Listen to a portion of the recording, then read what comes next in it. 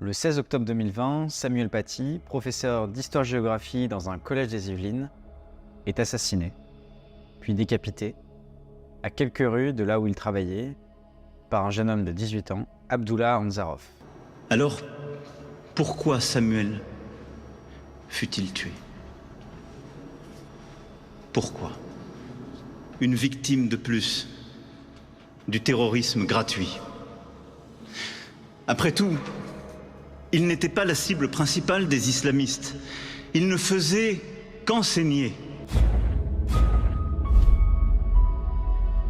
Si ce crime repousse les frontières de la cruauté, il interroge aussi et surtout sur le modèle républicain de l'école, la laïcité ou encore la liberté d'expression. Parce que le drame survient 10 jours après que Samuel Paty ait fait un cours sur la liberté d'expression, en prenant comme exemple les caricatures de Charlie Hebdo et en les montrant à ses élèves. Très récemment, et au terme de 2 années et demie de travail, le parquet national antiterroriste publie son réquisitoire définitif, laissant se dessiner la question suivante: l'assassinat de Samuel Paty aurait-il pu être évité? Stéphane Simon, qui est notre invité aujourd'hui, revient dans son dernier livre, Les derniers jours de Samuel Paty, enquête sur une tragédie qui aurait dû être évitée, tire les mêmes conclusions. Dysfonctionnement de l'éducation nationale, erreur et tentative de réparation de la part de l'État. Il pointe les failles à l'origine de ce drame et interroge plus globalement la transformation du métier de professeur et l'importance du journalisme d'investigation. Si cette vidéo vous plaît, n'hésitez pas à laisser un j'aime, à mettre un commentaire et à vous abonner, c'est super important pour nous soutenir. Bonne vidéo. Vous dites, j'ai cru à une banale affaire jusqu'à ce que l'on parle des Allah Akbar qu'aurait hurlé l'assaillant et de décapitation.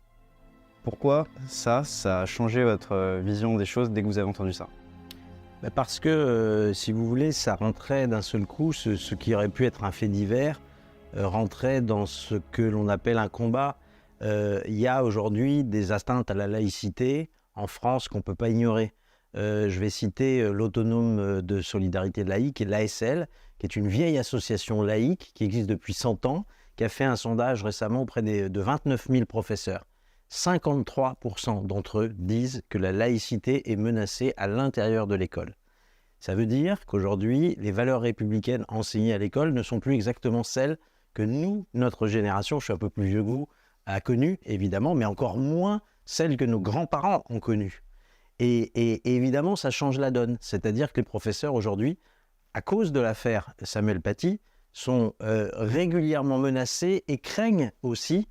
On ne leur donne plus les conditions, je dirais, d'enseigner en toute tranquillité, en toute quiétude morale, physique et même financière, puisqu'on sait bien que malheureusement les profs sont extrêmement mal. La condition de professeur a beaucoup régressé depuis une quarantaine d'années.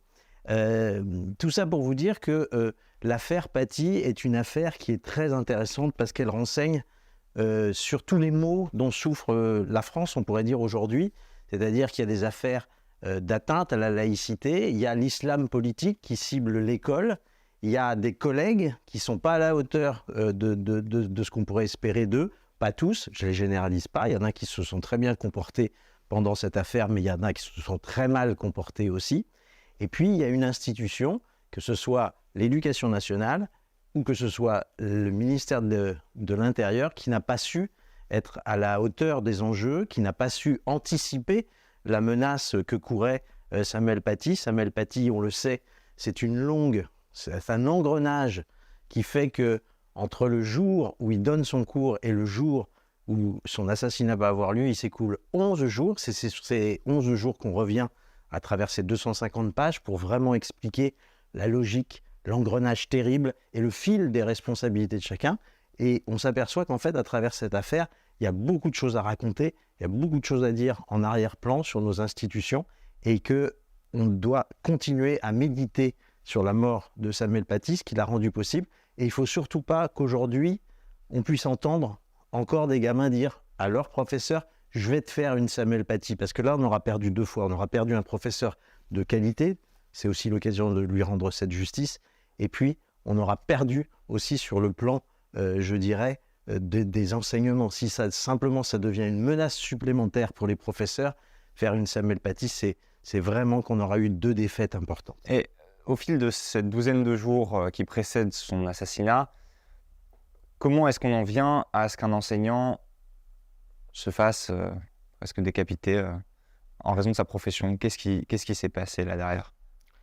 Qu'est-ce qui s'est passé? Il s'est joué plusieurs choses. D'abord, il faut rappeler que l'histoire part d'un mensonge, d'une petite fille que l'on a rebaptisée Zora dans le livre. Ce n'est pas son vrai prénom, mais bon, elle est mineure encore aujourd'hui. Elle est mise en examen d'ailleurs pour dénonciation calomnieuse. Elle devra répondre de son mensonge devant la justice en 2024. Mais tout part de là. Ça part de là. Il y a un professeur qui fait son travail, je dirais presque comme tous les jours. C'est un professeur à qui on n'a rien à reprocher, qui est bien noté par l'institution. C'est un professeur de qualité. Il fait un cours sur l'éducation civique et morale, qui est un cours qu'on lui demande de faire. Comme tous les professeurs d'histoire géo, c'est eux qui ont en charge de faire ces cours. Donc, il doit faire un cours sur les valeurs de la République et sur la liberté d'expression. Son cours s'appelle « Situation, dilemme, être ou ne pas être Charlie ». Et comme c'est un professeur de qualité, il rend vivant son enseignement. Donc il écrit sur le tableau noir « Je suis Charlie parce que je suis attaché à la liberté d'expression. Je ne suis pas Charlie parce que je considère que c'est insultant, par exemple, pour les religions. » Donc c'est un professeur qui fait un cours équilibré. Il fait un cours où il montre les arguments des uns, des autres, un cours didactique.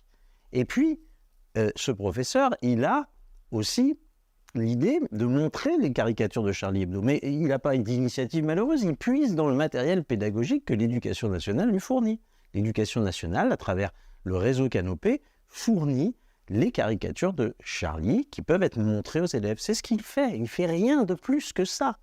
Simplement, il y a une élève à problème qui ne vient pas à son cours et qui va, alors qu'elle est virée pour tout à fait d'autres choses, c'est une élève à problème, comme je le disais, qui a déjà en un mois 11 inscriptions sur son cahier de correspondance, des heures de cours séchées. Elle se bat à la cantine avec des aliments, elle refuse de porter le masque sur son nez, etc., alors qu'on est en pleine crise sanitaire. Et tout ça fait qu'elle est sanctionnée par la principale de l'école, mais au lieu de dire ça à ses parents, puisque pour ses parents, il n'y a rien en apparence, les pages même de cahier de correspondance manquent. Et bien au lieu de dire ça, elle va dire « J'ai été virée parce que M. Paty a voulu montrer les caricatures de Charlie Hebdo. Il a demandé aux élèves musulmans de sortir et j'ai refusé de sortir. » Tout ça est un mensonge totalement inventé qui va faire que le père et quelques islamistes de ses connaissances va débouler à l'école, va commencer à faire une agitation digitale, des vidéos extrêmement accusatoires contre Samuel Paty. Il va y en avoir une, il va y en avoir une deuxième, une troisième, et ils vont commencer à donner le nom de ce professeur d'histoire géo qui a fait ce cours soi-disant menaçant pour les élèves, etc. Il va donc être l'objet d'une espèce de fatwa numérique, on va dire, et Samuel Paty va se rendre compte qu'il est profondément menacé. Le collège est également menacé. La principale va s'agiter pour que les informations remontent au ministère, notamment de l'Éducation nationale. Simplement, les procédures sont lourdes et pas toujours suivies des faits. Et puis, les policiers du ministère donc de l'Intérieur, notamment les policiers du renseignement, ne vont pas croire véritablement à cette menace. Est-ce que c'est parce qu'ils travaillent trop? Est-ce que c'est parce qu'on leur dit bon, pas de vagues, laissons filer, de toute façon les vacances arrivent dans quelques jours, tout ça va être... Ça, on n'est pas en mesure d'avoir encore toutes les lumières sur ce sujet-là. Il faudra que la lumière soit faite. Le procès le fera. Pas seulement, il y a aussi une autre plainte qui a été déposée par maître Virginie Leroy, qui travaille pour la famille Paty, qui défend les intérêts de la famille Paty, qui a été déposée pour omission de porter secours. Cette deuxième enquête, elle est ouverte, elle avance. Il faudra qu'elle apporte aussi des lumières là-dessus. Mais en fait, ce qu'on peut d'ores et déjà dire, c'est que le renseignement français n'a pas été à la hauteur, pour deux raisons. La première, c'est que le tueur, qui, je le rappelle, n'a rien à voir avec la commune de Conflans-Sainte-Honorine. Il va venir d'Évreux. Il va aller chercher des armes à Rouen. Et il va venir en Blablacar à Conflans-Sainte-Honorine. C'est une espèce de pied nickelé du djihad. Ce pied nickelé-là, il est candidat au djihad depuis un petit moment. Il a fait l'objet de nombreux signalements sur la plateforme Pharos. Y compris les jours avant. Exactement. 4 jours avant, le week-end d'avant, il fait encore l'objet de 4 signalements sur la plateforme Pharos qui est censée être traitée par des policiers. Là encore, qu'est-ce qui se passe pour que ce ne soit pas traité, pour qu'on ne cible pas comme un danger extrêmement précis cet homme? Il faudra qu'on l'explique. Certains ont dit qu'il n'y a pas assez de policiers pour dépioter les signalements de Pharos. Ils étaient 20 d'ailleurs au moment des faits, ils seraient 40 aujourd'hui. Mais est-ce que c'est suffisant? C'est encore autre chose. Mais il y a aussi un autre élément de mauvaise appréciation, c'est que normalement les policiers, quand un enseignant est clairement désigné comme n'importe quel citoyen, d'ailleurs c'est pas parce que c'est un enseignant, mais quand quelqu'un est ciblé, quand les menaces se font de plus en plus précises et qu'en plus elles sont de plus en plus importantes, il faut se souvenir que ces vidéos, elles sont partagées, qu'à partir du moment où elles sont relayées par la mosquée de Pantin, elles sont accessibles à des centaines de milliers de vues, ces vidéos qui désignent Samuel Paty à la vindicte, eh bien, normalement, les policiers sont censés, ces agents du renseignement, sont censés faire ce qu'on appelle une mesure d'éloignement, c'est-à-dire c'est rien du tout. Ça ne demande aucun formalisme. Il n'y a même pas besoin de remplir un papier, rien. Il suffit d'appeler l'enseignant, lui dire « Monsieur, mettez-vous au vert. On sait que vous êtes menacé, débrouillez-vous, partez quelques jours, prenez des vacances, etc. » Ça, c'est une mesure qui aurait pu être prise de façon extrêmement simple, encore une fois. Ça n'a pas été envisagé.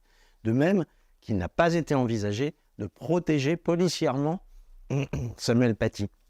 Ça aussi, c'est possible. De même qu'on peut s'interroger sur la demande de la principale. Elle voit que les islamistes menacent de débouler et de s'installer, à manifester. Ils menacent de convoquer les journalistes. Il faut aussi s'interroger sur notre métier de journaliste qui, aussi, on doit se dire, on ne doit pas se faire manipuler non plus par n'importe qui, n'importe comment.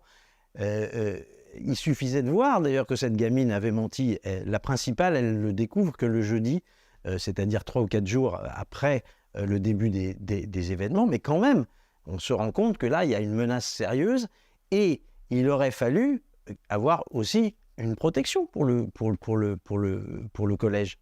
Eh bien, elle a juste eu droit à une patrouille de la police municipale qui passe de façon aléatoire.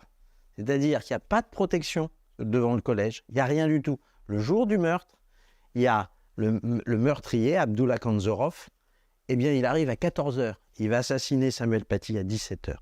Il s'écoule 3 heures où il est devant, où il discute avec les élèves. Il dit, où est-ce que c'est qui Samuel Paty? Est-ce que vous pouvez me le désigner? Il distribue des billets pour qu'on lui pointe du doigt qui est Samuel Paty. Et il va commettre son forfait. Il ne se passe rien. Rien de rien. C'est sur toutes ces zones d'ombre que se penche le livre. Et c'est un livre qui est extrêmement documenté. C'est une enquête qui nous a pris du temps. C'est une enquête qui s'appuie sur des documents. C'est-à-dire qu'on a eu accès à peu près tout ce que compte la procédure. On a regardé ce qui a été... Et on produit aussi les échanges de mails entre Samuel Paty, la principale, le référent laïcité, etc. On voit tout ce qui se passe. En fait, c'est le panoramique de cette affaire qu'il fallait absolument faire parce qu'on est maintenant presque 3 ans après les faits. Ce sera le 3e anniversaire de sa mort le 16 octobre prochain. 3 ans après les faits, il fallait qu'on montre vraiment, qu'on décortique, que l'on pose de façon clinique la chronologie de ce qui est arrivé pour qu'on comprenne et que ça serve collectivement, quoi, que ce travail-là permette à chacun de s'interroger aussi sur son comportement. Peut-être que les professeurs feront preuve de davantage de solidarité avec Samuel Paty, et encore une fois, certains en ont fait, mais d'autres n'ont pas eu véritablement ce qu'on peut espérer d'être un comportement à la hauteur, comme on dit. Est-ce qu'aujourd'hui, il y a un avant et un après Samuel Paty? Est-ce que, d'un point de vue des autorités, il y a plus de renforcement? Et pareil, d'un autre point de vue, du côté des professeurs, est-ce qu'il y a une plus grande peur de traiter de ces sujets-là? C'est tout le problème. C'est que malheureusement, les choses ne se sont pas améliorées, arrangées avec le temps.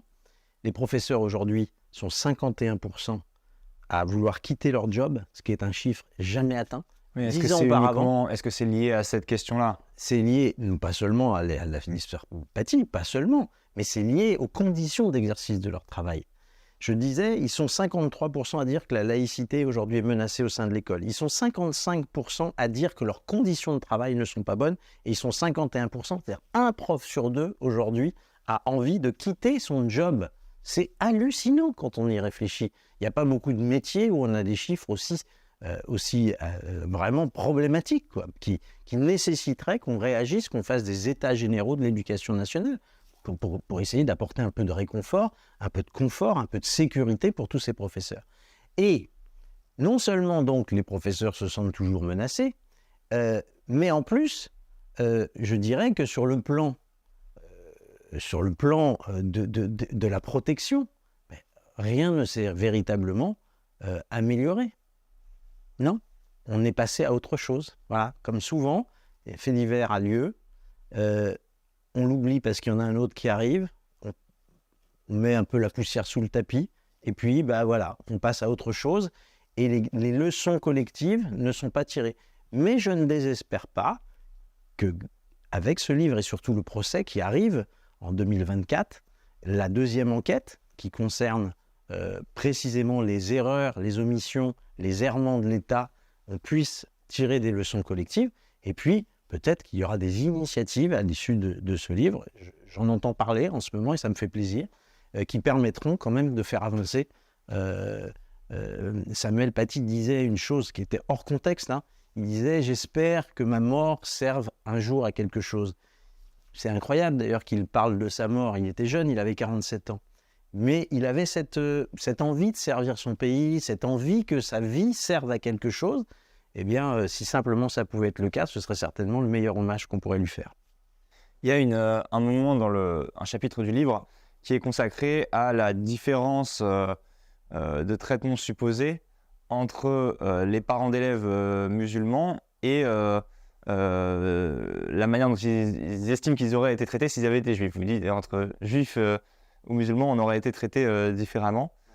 Est-ce qu'aujourd'hui en France, c'est quelque chose que vous estimez plausible, pas dans ce cas-là, mais qu'on puisse avoir ce sentiment en tant que personne musulmane, qu'on serait traité différemment?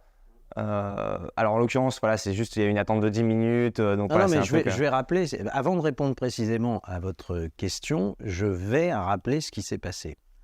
Le père de famille, donc, qui s'appelle Brahim Chnina, qui est donc en train de servir sa fille de façon aveuglément, sans même s'imaginer qu'il puisse avoir tort. Quand la prof principale lui dira « Monsieur Chnina, je vous propose de rencontrer Samuel Paty », il dira « Je ne veux pas rencontrer ce voyou, il est hors de question que je rencontre ce voyou. » Bon, on est dans une forme quand même, je dirais, d'entêtement qui laisse songeur. D'ailleurs, à l'heure qu'il est, il est toujours en prison et il n'a toujours pas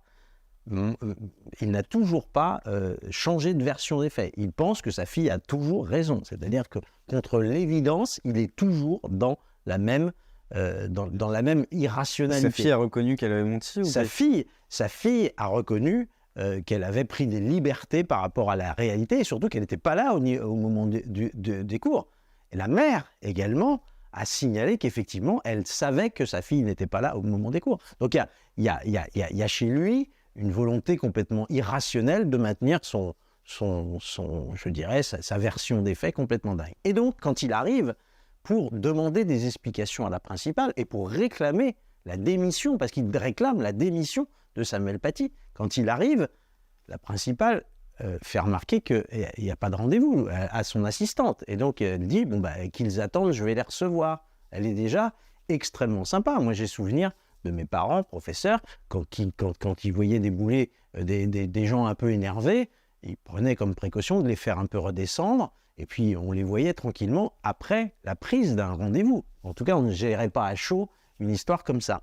Donc là, la principale, elle est quand même extrêmement souple, je dirais presque un peu trop, pour dire, voilà, je vais les recevoir. Bon, elle ne veut pas de vague non plus. Elle, d'ailleurs, c'est assez légitime. Elle est là pour que la paix soit au sein du collège. Donc, le père de famille qui est venu avec quelqu'un qu'on ne connaît pas, qui va se présenter comme étant le représentant des imams de France, qui est totalement mythomane, en fait, en vérité, puisque c'est un militant islamiste, mais qui est connu comme le loup blanc des services de police, puisque depuis les années 80, il est de tous les combats dans la sphère islamiste. Il est au sein du comité du Cheikh Yassine, il a fait la campagne de Dieudonné, il s'est attaqué à l'imam Chalgouni, le traitant d'imam des Juifs, il s'en est pris à Manuel Valls. Enfin, vous voyez, c'est un personnage extrêmement connu et lourd. Et donc, ils vont attendre une petite demi-heure sur le parking, qui est juste en face de l'école avant d'être reçus. Ils vont être reçus. Et au moment où ils arrivent dans le bureau de la principale, la première des choses que Brahim Snina et Sefrioui disent, c'est si on avait été juif, vous nous auriez reçus immédiatement, on aurait été traités différemment. Quand vous entendez des gens qui parlent comme ça, moi je pense qu'il faut leur faire remarquer que ce sont des propos qui ne sont absolument pas supportables. Voilà, ça c'est la première chose. Ça n'a pas été le cas, mais peu importe. Moi je ne suis pas là pour donner des leçons de comportement aux uns et aux autres. Pour revenir à votre question, est-ce que il y a des différences de traitement entre les élèves musulmans et les élèves d'autres confessions? Moi, au sein de l'enceinte républicaine, je ne pense pas. Je ne pense pas que l'école soit différente suivant que l'on est élève d'origine musulmane, je dirais, ou d'une autre confession, pas d'origine, mais de confession musulmane ou de confession juive ou de confession catholique, protestante ou autre. Je ne crois pas que l'école laïque, libre, celle à laquelle je crois, en tout cas celle qui porte les valeurs républicaines, on prend les petits élèves d'où qu'ils viennent. Et ce qui fait la différence, c'est leur assiduité au cours et leur application à travailler bien, voilà, sans qu'on se victimise et sans que les uns ou les autres disent « c'est parce que je suis ça que j'ai eu une punition, que j'ai eu une mauvaise note, etc. etc. » Ça, je pense que ce sont des mauvaises habitudes de se victimiser. La société aujourd'hui, elle est très victimaire. Tout le monde veut être la victime de quelque chose, d'un racisme systémique, de ceci, de cela. Quand on y regarde de plus près, c'est souvent beaucoup plus simple, les explications. Voilà. Donc je ne pense pas qu'à l'intérieur de l'école républicaine, il y ait une discrimination de certains élèves par rapport à d'autres. Je n'y crois pas. En revanche, je ne dis pas que ça ne peut pas exister de temps à autre. Il peut y avoir des discriminations exercées. Il y a un professeur qui déconne, qui a fait une boulette, et qu'il en soit sanctionné, c'est parfaitement normal. Il peut y avoir aussi d'autres cas de dysfonctionnement. Mais ce n'est pas, je dirais, un dysfonctionnement systémique, c'est un dysfonctionnement qui est tout à fait localisable, localisé, et qui doit être traité comme n'importe quelle faute professionnelle. Mais vis-à-vis d'ailleurs de ces récriminations, pour poursuivre sur le sujet des parents d'élèves qui parfois s'emportent vis-à-vis des professeurs ou de l'administration scolaire, au-delà du raisonnable, vous disiez dans une précédente interview que de votre souvenir, le respect vis-à-vis des instituteurs était, disons, un petit peu abîmé, en tout cas par rapport à ce que vous aviez pu connaître de votre père ou de vos... Mes grands-parents m'ont beaucoup parlé de ce qu'était leur quotidien. Ils étaient instituteurs, ils sont arrivés en 1930 en Vendée, faire la classe à des petits enfants qui ne parlaient pas le français, qui parlaient le maraîchin, le bocain, donc des formes de patois, qui ne connaissaient rien à la République et qui ne l'aimaient pas beaucoup. Qui avaient souvenir des colonnes Turreau, de tout ça, des massacres qu'il y a eu en Vendée. Moi, mes grands-parents, comme mon arrière-grand-père, étaient des hussards noirs de la République, donc chargés de porter les valeurs de la République, eh bien, ils étaient quand même auréolés d'un certain prestige. On les écoutait, on les remerciait. Moi, j'ai souvenir que mon grand-père, à la fin, quand il était retraité, il y avait des marins, des commerçants qui étaient leurs élèves, leurs anciens élèves, donc qui leur avaient permis d'accéder à savoir lire, écrire, compter. Eh bien, on leur donnait des... Je me souviens ils passaient à la maison, ces personnes, et ils donnaient des petits cadeaux à mon grand-père, une caisse de poissons qui avait été pêchée, etc. Et moi, j'ai grandi dans cette image de l'instituteur ou de professeur respecté, et avec qui on avait une certaine reconnaissance, forcément. Donc moi, j'étais fabriqué par ce logiciel. Je sais ce que je dois aux professeurs, encore une fois. Et c'est plus le cas aujourd'hui, malheureusement. Les professeurs sont moins respectés aujourd'hui, beaucoup moins. Est-ce que vous estimez que c'est parce qu'on a aboli la hiérarchie entre, pour citer Michel Onfray, avec lequel vous travaillez souvent sur Front Populaire, et que j'ai lu là-dessus dans Bécadent, dans Sagesse, la relation entre le maître et l'élève. Le maître, c'est celui qui maîtrise, et l'élève, c'est quelqu'un qu'on élève. Est-ce qu'on estime aujourd'hui qu'il n'y a plus de distinction parce qu'on abolit ce que l'expérience, l'âge et potentiellement la culture font oui, c'est ce qu'on appelle comme différence entre des individus? On pense que tout le monde est égal et donc que la vie de chacun a même valeur? C'est ce qu'on appelle le pédagogisme, ce qui a fait beaucoup de mal à l'école, c'est vrai. Ce pédagogisme qui considère que tout se vaut et que le professeur doit être au même niveau que les élèves. pardon, ça ne paye pas, on voit bien. L'éducation nationale qui a eu ce modèle-là en tête depuis une vingtaine, une trentaine d'années, on voit bien que ça nous fait régresser dans les classements internationaux. Le niveau a baissé, c'est pas moi qui le dis, ce sont les classements internationaux qui caractérisent l'école française. Que ce soit il n'y a pas forcément une causalité entre le pédagogisme et ça. Disons je crois que ça fait partie du problème. Mais entre constater du coup un problème et y attribuer une cause, il n'y a pas forcément de causalité à une corrélation. Il y a des expériences qui ont été tentées, par exemple sur l'apprentissage de l'écriture et de la lecture. Il y a ce qu'on appelle l'école syllabique et puis l'école globale. L'école globale qui était portée par une forme de pédagogisme, et c'est vautré. On sait qu'aujourd'hui, il n'y a pas mieux que ce qu'on enseignait il y a 50 ans, qui était la méthode syllabique, où on vous apprend que le C et O, ça fait co. Et voilà, qu'on apprend progressivement les choses comme ça. Mais ces expériences de pédagogisme, elles ont beaucoup abîmé l'école. Parce que quand vous arrivez au collège, mais que vous ne maîtrisez même pas encore, je dirais, l'expression, c'est-à-dire la capacité à écrire et à parler convenablement, que vous ne maîtrisez pas les règles de calcul élémentaires, vous n'allez pas faire un bon collège. Je suis désolé, si les enseignements de base ne sont pas faits dans les petites classes, forcément que les plus grosses classes, elles souffrent. De même que le renoncement en histoire, géographie à la chronologie progressive, au détriment d'une école plus thématique, plus thématisée, c'est très difficile. C'est très difficile de thématiser dans la petite tête d'un collégien quand on n'a pas encore appris ce que c'est que la chronologie. La chronologie, ça fabrique une civilisation, ça fabrique des gens qui sont structurés d'une manière cohérente parce qu'il y a des causalités. Est-ce que la rigueur justement qu'il y avait dans la pédagogie d'il y a, on va dire, 50 ans, est-ce que c'est pas celle-là aussi qui a, on va dire, empêché certains élèves d'accéder à l'enseignement supérieur après, et parce qu'ils étaient en échec scolaire, et donc de favoriser un certain élitisme. Qu'est-ce que ça veut dire, accéder? D'abord, est-ce que la vie doit faire que tout le monde accède à des enseignements supérieurs? La vie, c'est aussi reconnaître, la crise Covid nous l'a montré, qu'il y a des métiers essentiels. Et ces métiers essentiels, il n'y a pas à les dévaloriser. Moi, ce que je regrette beaucoup, c'est que il y a eu des ministres de l'éducation nationale dont je me souviens quand j'étais jeune, ils voulaient porter toute une classe d'âge au niveau du bac. Très bien, mais si c'est pour baisser le niveau du bac, c'est pas bien.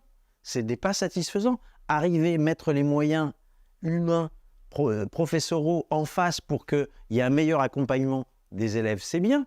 Mais si c'est pour baisser le niveau, c'est pas bien. Et si c'est pour nous expliquer que faut absolument faire des études supérieures pour que tout le monde aille sur les bancs de la fac de sociaux, c'est pas terrible non plus, parce que ça fabrique, on le sait, des gens qui ne trouvent pas de boulot derrière, alors que vous avez toutes les peines du monde, en revanche, à trouver, comme dit Woody Allen, à trouver un plombier.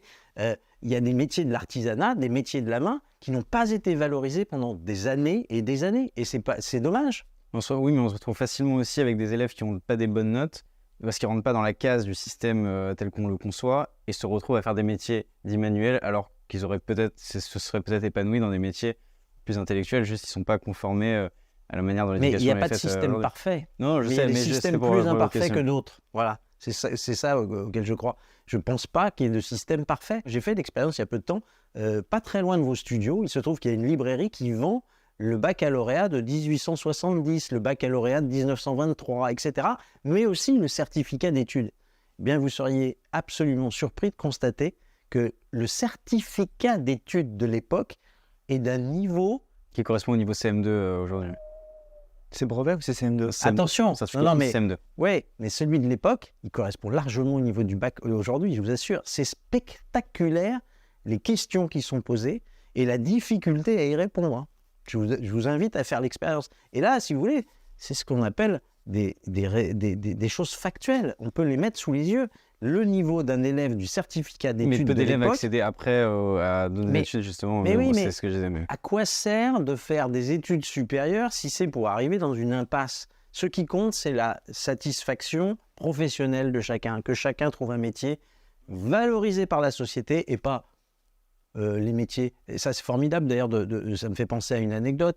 Et regardez ce qu'a fait la télévision avec Top Chef et autres. C'est la valorisation des métiers de la cuisine, etc. Mais ça, c'est formidable. Ça vaut bien mieux que de dire on va envoyer tous les gens faire des études supérieures pour finir encore une fois. Et je n'ai rien contre la sociologie ni la psychologie, mais je pense que ces métiers de la boulangerie, de la cuisine, sont des métiers formidables et qui permettent beaucoup d'épanouissement aussi. Et il n'y a aucune raison de les dénigrer. Je suis d'accord avec vous sur ce sujet et je pense qu'en tant que société, c'est important. Néanmoins, l'une des critiques qu'on adresse souvent à cette expression de pensée-là, c'est que c'est toujours les mêmes personnes qui finissent dans ces métiers, c'est-à-dire des classes populaires, et je m'inclus dedans, les personnes qui valorisent dans le discours des métiers manuels ne souhaitent pas pour leurs enfants qu'elles en fassent nécessairement et c'est pas en vrai tout cas ce que vous font un dites. parcours C'est pas vrai ce que vous dites. intellectuel. Et je me critique avec ça aussi, mais Oui, de mais manière moi, générale, il y a souvent moi, c'est je souvent la m'inscris bourgeoisie qui totalement. va... Moi, je m'inscris totalement en faux par rapport à ça. On a parlé pendant longtemps de l'ascenseur social. C'était l'école qui permettait l'ascenseur social. Moi, d'ailleurs, je suis d'une famille, avant d'être professeur, qui était tailleur de pierre. Vous voyez ? Donc, à un moment, c'est l'école qui a permis à ce que, hop, on monte d'un cran. Donc, l'école qui a permis l'ascenseur social, il faut plutôt s'interroger sur ce qu'elle est devenue. Parce qu'aujourd'hui, elle n'est plus une école qui fait de l'ascenseur social. Est-ce que vous trouvez logique que le ministre actuel de l'Éducation nationale préfère placer ses enfants dans une école privée plutôt que de les placer dans une école publique? C'est ça la situation qui est devenue absurde. Aujourd'hui, les possédants, ceux qui ont les moyens, préfèrent mettre leurs enfants dans le privé plutôt que de les mettre dans le public. C'est ça la réalité factuelle. Et ça, je dois dire que c'est une réalité triste pour l'école républicaine que je défends. Suite à l'assassinat de Samuel Paty, il y a eu la mise en place d'un fonds qui s'appelle le fonds Marianne. Ouais. Est-ce que ça a été quelque chose de nécessaire et de suffisant Alors moi, je connais mal l'histoire. Je veux pas quand je connais mal les choses, j'aime pas tellement m'exprimer dessus. Ce que je constate, c'est que dans l'émotion, comme souvent, on fait des choses qui partent d'un bon sentiment. On nous explique qu'on va mettre de l'argent sur la table pour essayer d'éviter les complots numériques, pour éviter les djihad numériques, pour éviter tous ces problèmes. Et puis, bon, manifestement, ça n'a pas été géré de façon très, très assidue, très, très, très, très claire. Je ne m'exprimerai pas sur le fond des responsabilités, je ne le connais pas, mais j'ai l'impression que cet argent n'a pas servi à grand-chose pour l'instant. Pour moi, ce qui caractérise cela, c'est que même la famille Paty s'est offusquée de lire les informations qu'elle a lues. Encore une fois, on crache à la mémoire de Samuel Paty quand on dit que de l'argent qui devait servir à la lutte contre le djihad numérique, à la lutte contre le complotisme, qui sont tout ça des bonnes choses sur le papier, finalement ça finit dans la poche de gens qui l'utilisent dans d'autres directions. Eh ben là, on peut se dire que quelque chose de cassé a eu lieu, de quelque chose d'anormal. Mais maintenant, il va y avoir une enquête parlementaire, si j'ai bien compris, il va y avoir une enquête un peu plus précise. On verra bien ce qui s'est passé dans cette histoire. Et alors vous qui avez justement l'intention de produire des enquêtes, vous comptez faire autrement chez Factuel? Je ne sais pas si on fera autrement. Ce qui est certain, c'est que, on ne le sait pas, mais moi j'ai en plus de l'intérêt porté au dernier jour de Samuel Paty, à ces pages d'enquête, il se trouve qu'il y a 30 ans, j'ai commencé dans le journalisme au service information générale avec Dominique Rizet en face de moi, qui m'a partagé son carnet d'adresses. Il m'a expliqué sa vision du journalisme, qui n'était pas exactement celle que j'avais entendue à l'école de journalisme, mais peu importe. Il avait une vision singulière qui était de dire n'attends jamais que l'on te donne une dépêche de l'AFP. D'abord, c'est chiant de bâtonner les dépêches de l'AFP, de reprendre l'information que tout le monde a. Travaille ton carnet d'adresses, travaille auprès des enquêteurs, travaille auprès des magistrats, des avocats, etc., pour porter des informations qui ne sont pas connues du public. C'est ça la noblesse de notre métier, c'est d'aller chercher là où les autres journalistes ne cherchent pas. Ce qui m'intéresse, c'est qu'on puisse sortir de l'information, qu'on puisse montrer qu'il y avait un oubli. Tiens, pareil, dans l'histoire de Samuel Paty, il y avait un oubli. Personne n'avait fait la chronologie de ces jours de façon extrêmement précise. Et personne n'avait offert un panoramique comme ça des responsabilités dans cette affaire. Je crois que ce travail-là, c'est ce que permettra Factuel aussi, c'est-à-dire on ne cherche pas à faire des petits articles et puis de les renouveler toutes les 10 minutes. C'est ça le problème, je crois, aussi de la presse aujourd'hui, c'est qu'elle surproduit des contenus qui ne sont pas très qualitatifs, puisque ce sont les mêmes que l'on voit sur l'Express.fr, sur le Figaro.fr ou quoi ou qu'est-ce. Je ne veux désigner personne en particulier, mais on voit souvent les mêmes informations. Donc on a l'impression que finalement, quelle est l'utilité de regarder l'Express.fr ou de regarder Libération.fr s'ils ont les mêmes informations? Une seule suffit. L'axe est différent sur aussi les journaux dans les L'axe est différent, oui, mais du coup c'est de l'axe idéologique. Est-ce que c'est intéressant l'idéologie? Il y aura zéro idéologie dans Factuel? Factuel ne veut pas être un média idéologique. Moi, ce que je ne comprends pas, c'est qu'on me fait parfois le procès de dire vous allez créer un Mediapart de droite. D'abord, c'est mal me connaître pour m'étiqueter comme étant de droite. Voilà, ça c'est vraiment mal me connaître, mal connaître mes origines, mal connaître ma famille de pensée, etc. Ça, c'est la première approximation. La deuxième approximation, c'est que quand je veux faire un média politique, je le dis, quand on a lancé Front Populaire avec Michel Onfray, parce qu'il n'y avait pas de médias souverainistes en France, or le souverainisme est une idée importante et qu'il fallait qu'il y ait un média souverainiste en face qui aide à penser la souveraineté, là, il est question d'apporter de l'information que la presse n'apporte pas. Donc la première des choses à Factuel, que l'on peut commencer à aider aujourd'hui à constituer ces équipes. Alors, on a ouvert un site qui est le premier, la V0 du site, si vous voulez, la première version du site, qui est un site où on souscrit, on pré-souscrit, entre guillemets, mais le site va vraiment ouvrir le 10 mai. La première question que l'on pose dans les conférences de rédaction, c'est elle a été écrite quelque part cette information ou pas? Voilà. Si elle a été vue déjà, elle n'a pas besoin d'être répétée. Nous voulons faire de l'information originale. Voilà. Et puis, aussi, il y a un problème, c'est que vous le savez bien, il y a une énorme crise de confiance aujourd'hui des Français avec leurs médias. La plupart, 75% des Français, bon sang c'est un gros chiffre, 75% des Français disent qu'ils n'ont plus confiance en leurs médias. Le média qui crée encore le plus de confiance, c'est la radio. Eh bien, c'est pas acceptable. On ne peut pas rester dans cette situation-là, les bras croisés. Non, il faut se poser des questions sur la production de l'information. Il faut valoriser les médias indépendants. C'est pour ça que je félicite le Crayon et je suis très content d'être là. Il faut valoriser les médias indépendants qui n'appartiennent pas à des groupes qui font du business autrement. Moi, je suis toujours gêné quand je vois que des grands possédants, des grands milliardaires se servent des médias et de l'influence qu'exercent ces médias pour récupérer des marchés publics. Ça, je ne trouve pas ça acceptable. Et je trouve que les Américains, de ce point de vue-là, ont raison de penser l'indépendance de l'information différemment. Et il faut donc se poser des questions sur l'indépendance de l'information et il faut enrichir l'offre. J'ai eu la chance, il y a 30 ans, de commencer dans le journalisme. Et moi, je pouvais aller en banlieue, j'avais aucun problème pour aller en banlieue. Aujourd'hui, c'est très difficile. Je dis la banlieue, mais c'est dans de tas d'autres situations. Il y a une espèce de défiance vis-à-vis du journaliste. On n'a pas envie de le voir débarquer. C'est pas normal. Il faut recréer du lien entre la population et les journalistes. On rappelle votre livre qui est sorti chez Plomb, Les derniers jours de Samuel Paty. Cette enquête, merci de nous l'avoir présentée.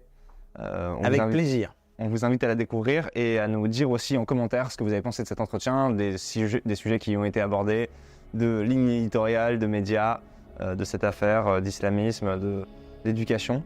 Et à vous abonner à la chaîne si ce n'est pas encore fait parce que c'est important pour notre référencement et pour nous soutenir. Et on se dit à très bientôt. Merci.